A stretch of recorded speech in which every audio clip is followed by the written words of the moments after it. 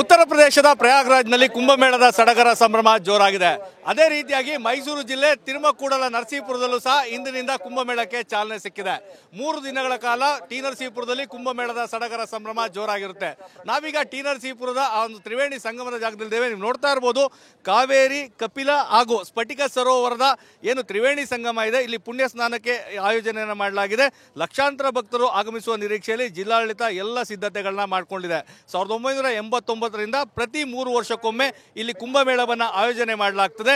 ಕಳೆದ ಬಾರಿ ಕೊರೋನಾ ಹಿನ್ನೆಲೆಯಲ್ಲಿ ಈ ಒಂದು ಕುಂಭಮೇಳಕ್ಕೆ ಬ್ರೇಕ್ ಬಿದ್ದಿತ್ತು. ಈ ಬಾರಿ ಅಂದರೆ 6 ವರ್ಷದ ನಂತರ ಈ ಒಂದು ಸ್ಥಳ ಏನಿದೆ, ಕಾವೇರಿ, ಕಪಿಲೆ ಹಾಗೂ ಗುಪ್ತಗಾಮಿನಿಯಾಗಿ ಹರಿಯುವಂತಹ ಸ್ಫಟಿಕ ಸರೋವರ, ಈ ಒಂದು ಸ್ಥಳದಲ್ಲಿ ತ್ರಿವೇಣಿ ಸಂಗಮ ಆಗ್ತದೆ. ಪುಣ್ಯ ಸ್ನಾನಕ್ಕೆ ಆಯೋಜನೆಯನ್ನು ಮಾಡಲಾಗಿದೆ. ಈಗಾಗಲೇ ಇದಕ್ಕೆ ಚಾಲನೆ ಸಿಕ್ಕಿ ಸಾಕಷ್ಟು ಭಕ್ತರು ಪುಣ್ಯ ಸ್ನಾನ ಮಾಡುವಂತಹ ಕೆಲಸವನ್ನು ಮಾಡ್ತಾ ಇದ್ದಾರೆ.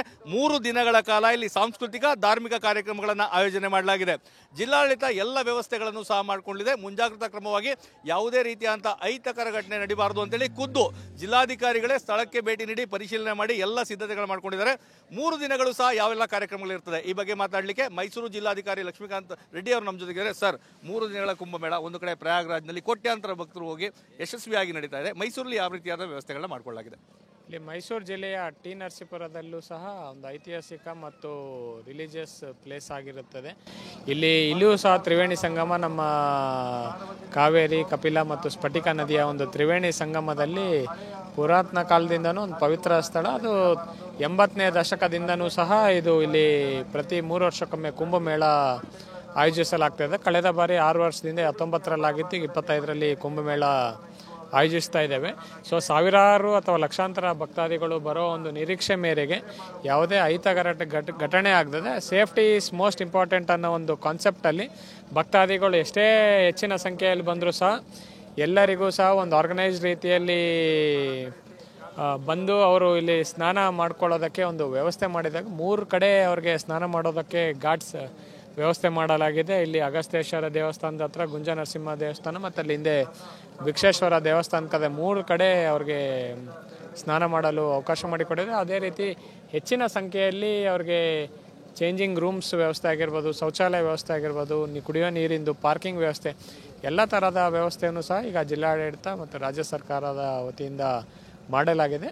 ಭಕ್ತಾದಿಗಳು ಎಲ್ಲರೂ ಸಹ ಬಂದು ತಾವು ಇಲ್ಲಿ ತಮ್ಮ ಭಕ್ತಿಪೂರ್ವಕವಾಗಿ ಏನು ತಮ್ಮ ನಂಬಿಕೆಯ ಅನುಸಾರ ಇಲ್ಲಿ ಕುಂಭಮೇಳದಲ್ಲಿ ಆಯೋಜನೆಗೊಳ್ಳೋದಕ್ಕೆ ಈ ಮುಖಾಂತರ ತಮ್ಮ ಮುಖಾಂತರನೂ ಆಹ್ವಾನ ನೀಡ್ತೇವೆ. ಸರ್, ವಾರಣಾಸಿ ಮಾದರಿಯಲ್ಲಿ ಗಂಗಾ ಪೂಜೆ, ಗಂಗಾರತಿ ಸಹ ಇಲ್ಲಿ ಆಗ್ತಾ ಇದೆ. ಅಂದರೆ ಸಂಗಮ ಆರತಿ ಅಂತೇಳಿ ಅದಕ್ಕೆ ಎಲ್ಲಿಂದ ಕರೆಸಲಾಗಿದೆ ತಜ್ಞರನ್ನ, ಯಾವ ರೀತಿ ವ್ಯವಸ್ಥೆ ಮಾಡ್ಕೊಂಡಿದ್ದೀರಾ ಅಂತ?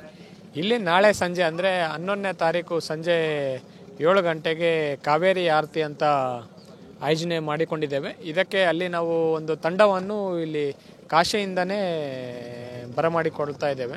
ಕಾಶಿಯಿಂದನೇ ಬಂದು ಇಲ್ಲಿ ಆಯೋಜನೆ ಮಾಡ್ತಾ ಇದ್ದೇವೆ. ಸೊ ಒಂದು ಈ ಭಾಗದಲ್ಲಿ ಒಂದು ಕಾವೇರಿ ಆರತಿಯೂ ಸಹ ಅಷ್ಟೇ, ಕಾವೇರಿ ನದಿಯೂ ಸಹ ನಮ್ಮೆಲ್ಲರಿಗೂ ಒಂದು ಜೀವ ನದಿ, ಅಷ್ಟೇ ಪುಣ್ಯವಾದ ನದಿ ಇರೋದ್ರಿಂದ ಅದಕ್ಕೂ ಸಹ ನಾಳೆ ಸಂಜೆ 7 ಗಂಟೆಗೆ ಒಂದು ಆರತಿ ಮಾಡ್ತಾ ಇದ್ದೇವೆ. ಇದಕ್ಕೂ ಸಹ ಎಲ್ಲ ಜನರಿಗೂ ಸಹ ಈ ಮುಖಾಂತರ ಸ್ವಾಗತ. ಧಾರ್ಮಿಕ ಕಾರ್ಯಕ್ರಮದ ಜೊತೆಗೆ ಸಾಂಸ್ಕೃತಿಕ ಕಾರ್ಯಕ್ರಮಕ್ಕೂ ಸಹ ವೇದಿಕೆಯನ್ನು ಸಿದ್ಧಪಡಿಸಿಕೊಳ್ಳಲಾಗಿದೆ. ಧಾರ್ಮಿಕ, ಸಾಂಸ್ಕೃತಿಕ, ಹೋಮ, ಹವನ, ಪೂಜೆ, ಧಾರ್ಮಿಕ ಸಭೆಗಳು, ಮೆರವಣಿಗೆ, ಇದೆಲ್ಲ ಯಾವ ರೀತಿ ಆಯೋಜನೆ ಆಗಿದೆ? ಖಂಡಿತವಾಗಿ ಇಲ್ಲಿ ಎಲ್ಲ ಮಠ, ಬೇರೆ ಬೇರೆ ರಾಜ್ಯದ ಬೇರೆ ಬೇರೆ ಮಠಗಳಿಂದನೂ ಬಂದು ಇಲ್ಲಿ ಅವ್ರಿಗೆ ಅವರ ಧರ್ಮ ಕಾರ್ಯಗಳಿಗೆ, ಪೂಜಾ ಕಾರ್ಯಕ್ರಮಗಳಿಗೆ ಅವ್ರಿಗೆ ಆದ ಸಪ್ರೇಟ್ ಕುಟೀರಗಳನ್ನು ಆಯೋಜನೆ ಮಾಡಿದ್ವಿ. ಅದೇ ರೀತಿಯಲ್ಲಿ ಕಾಣಿಸ್ಕೊಳ್ಳೋದು ಯಾಗ ಶಾಲೆ ಅಂತಲೂ ಮಾಡಿದ್ವಿ. ಅಲ್ಲೆಲ್ಲ ಧರ್ಮ ಕಾರ್ಯಕ್ರಮಗಳು, ಯಾಗ ನಡೆಯುತ್ತದೆ. ಇದಲ್ಲದೆ 3 ವೇದಿಕೆಗಳಲ್ಲಿ ಸಾಂಸ್ಕೃತಿಕ ಕಾರ್ಯಕ್ರಮಗಳ ಆಯೋಜನೆ ಮಾಡೋದಕ್ಕೂ ಸಹ 3 ವೇದಿಕೆಗಳು ನಿರ್ಮಾಣಗೊಂಡಿದ್ದಾವೆ. ಆದರೆ ಈ ಬಾರಿ ಮುಖ್ಯವಾಗಿ ನಾವು ಲೋಕಲ್ ನರಸೀಪುರ ತಾಲೂಕಿನ ಅಥವಾ ಕ್ಷೇತ್ರದ್ದು ಮತ್ತು ನಮ್ಮ ಮೈಸೂರು ಜಿಲ್ಲೆಯ ಕಲಾವಿದರಿಗೆ, ಲೋಕಲ್ ಕಲಾವಿದರಿಗೆ ಹೆಚ್ಚಿನ ಒಂದು ಆದ್ಯತೆ ನೀಡಿ ಅವರ ಜಾನಪದ ಗೀತೆ ಆಗಿರ್ಬೋದು, ಆ ರೀತಿ ಒಂದು ಟ್ಯಾಲೆಂಟ್ಗೆ ಅವಕಾಶ ಮಾಡಿಕೊಡ್ತಾ ಇದೆ.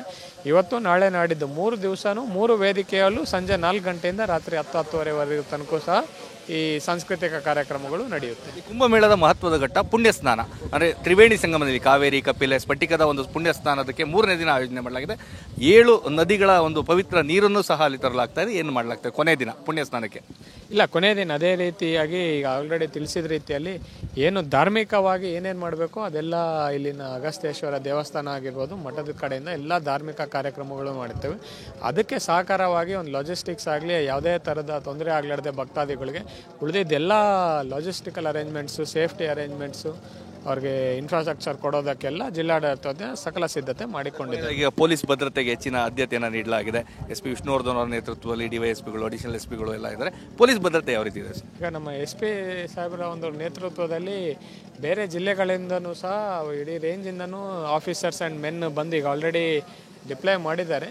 ಸೊ ಎಷ್ಟೇ ಹೆಚ್ಚಿನ ಸಂಖ್ಯೆಯಲ್ಲಿ ಭಕ್ತಾದಿಗಳು ಬಂದರೂ ಸಹ ಯಾವುದೇ ಅಹಿತಕರ ಘಟನೆ ಆಗಲಾರ್ದೆ ಅವ್ರಿಗೆ ಸ್ಮೂತ್ ಒಂದು ಪಿಲಿಗ್ರಿಮ್ಸ್ ಒಂದು ಮೂವ್ಮೆಂಟ್ ಇರೋ ರೀತಿಯಲ್ಲಿ ಪೊಲೀಸ್ ಡಿಪಾರ್ಟ್ಮೆಂಟು ಸಹ ಸಕಲ ಸಿದ್ಧತೆ ಮಾಡಿಕೊಂಡಿದ್ದಾರೆ. ಪ್ರಯಾಗ್ರಾಜ್ಗೆ ಹೋಗಬೇಕು ಅಂತ ಸಾಕಷ್ಟು ಜನ ಅಂದ್ಕೊಂಡಿರ್ತಾರೆ, ಆದರೆ ಆಗೋದಿಲ್ಲ. ಸೊ ಮೈಸೂರಿಗೆ ಬರಲಿಕ್ಕೆ ಭಕ್ತರಿಗೆ ಏನು ಮನವಿ ಮಾಡ್ತೀರಿ? ಇಲ್ಲ, ಅಲ್ಲಿಗೆ ಹೋಗ್ಲಾರ್ದವ್ರು ಮಾತ್ರ ಅಲ್ಲ, ಅಲ್ಲಿಗೆ ಹೋದವರು ಸಹ ಇಲ್ಲೂ ಇದಕ್ಕೆ ಆದ ಪುಣ್ಯ ಒಂದು ಇತಿಹಾಸ ಇದೆ. ಸೊ ಎಲ್ಲರೂ ಸಹ ಅಲ್ಲಿಗೆ ಹೋದವರು ಸಹ ಬರ್ಬೋದು, ಹೋಗ್ಲಾರ್ದವರು ಸಹ ಇಲ್ಲಿ ಬಂದು ತಮ್ಮ ಏನು ಭಕ್ತಿಪೂರ್ವಕವಾಗಿ ಕಾವೇರಿ ತಾಯಿ ಅಂತ ಏನು ನಾವು ಅಂತೇವೆ, ಅವರಿಗೆ ಭಕ್ತಿಪೂರ್ವಕವಾಗಿ ತಮ್ಮ ನಂಬಿಕೆ ಅನುಸಾರ ತಾವು ಇಲ್ಲಿ ಕುಂಭಮೇಳದಲ್ಲಿ ಪಾಲ್ಗೊಳ್ಳೋದಕ್ಕೆ ಮತ್ತೊಮ್ಮೆ ತಮ್ಮ ಮುಖಾಂತರ ಆಹ್ವಾನ ನೀಡ್ತಾ ಇದ್ದೇನೆ. ಇದು ಮೈಸೂರು ಜಿಲ್ಲಾಧಿಕಾರಿ ಲಕ್ಷ್ಮೀಕಾಂತ್ ರೆಡ್ಡಿ ಅವರ ಒಂದು ಮನವಿ. ಅಂದರೆ ತಿರುಮಕೂಡಲ ನರಸೀಪುರದಲ್ಲಿ ಕುಂಭಮೇಳಕ್ಕೆ ಬೇಕಾದಂಥ ಎಲ್ಲ ವ್ಯವಸ್ಥೆಯನ್ನು ಜಿಲ್ಲಾಡಳಿತದಿಂದ ಮಾಡಿಕೊಳ್ಳಲಾಗಿದೆ. ಒಂದು ಧಾರ್ಮಿಕ ಕಾರ್ಯಕ್ರಮ ಇದೆ. ಸೊ ಸಾಕಷ್ಟು ಸಂಖ್ಯೆಯಲ್ಲಿ ಭಕ್ತರು ಬರ್ತಾರೆ. ಎಲ್ಲ ಅಗತ್ಯ ಕ್ರಮಗಳನ್ನು ಕೈಗೊಂಡಿದ್ದೇವೆ. ಭಕ್ತರು ಹೆಚ್ಚಿನ ಸಂಖ್ಯೆಯಲ್ಲಿ ಬನ್ನಿ, ಈ ಒಂದು ಕಾರ್ಯಕ್ರಮದಲ್ಲಿ ಭಾಗಿಯಾಗಿ ಎಲ್ಲವೂ ಸಹ ಸುಸೂತ್ರವಾಗಿ ನಡೆಯಲಿದೆ ಅನ್ನೋ ಒಂದು ವಿಶ್ವಾಸವನ್ನು ವ್ಯಕ್ತಪಡಿಸಿದ್ದಾರೆ. ತಿರುಮಕೂಡಲ ನರಸೀಪುರದಿಂದ ಕ್ಯಾಮ್ರಾ ಪರ್ಸನ್ ಪ್ರಮೋದ್ ಜೊತೆ ರಾಮ್, TV9